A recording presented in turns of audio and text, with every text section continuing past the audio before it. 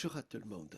Il ne s'agit sans doute pas de l'actualité la plus palpitante de la semaine. Sans doute vous ne l'avez même pas entendu dans le tumulte des jours. Mais voici, l'Union européenne s'apprête à lancer une initiative mondiale de régulation du métavers.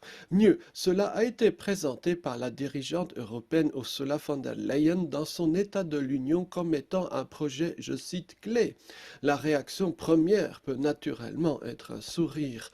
Les nombreux problèmes auxquels les Européens sont confrontés paraissent bien plus graves que la régulation du métavers. Alors, par métavers, il faut comprendre, pour le dire très sommairement, les différents projets de créer des univers numériques parallèles.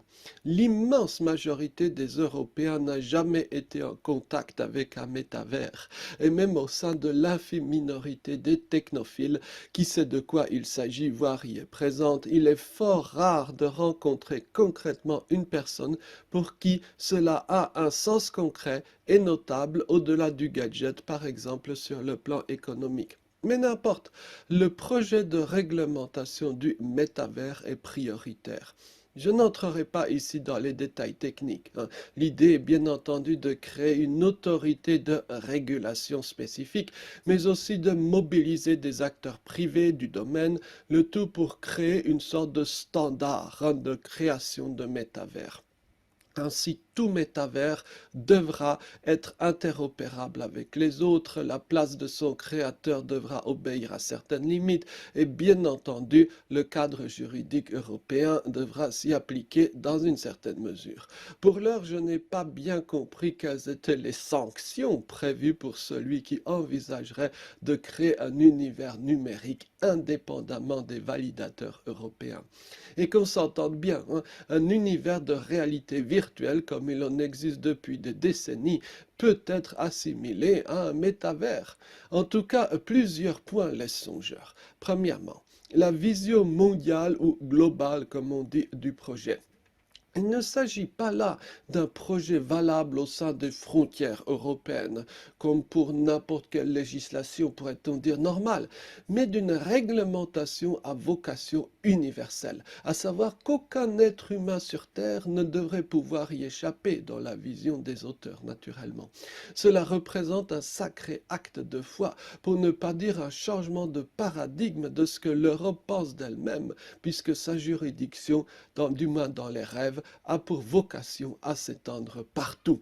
D'autre part, la précipitation de l'administration européenne sur ce domaine au mieux marginal par rapport à d'autres enjeux peut ne pas être compréhensible. Certes, il y a la volonté de ne pas être dépassé par je ne sais quel pays que l'on n'aime pas, la Chine, mais cet argument ne suffit pas à faire la lumière. À la réflexion, c'est un autre état d'esprit qui se dégage.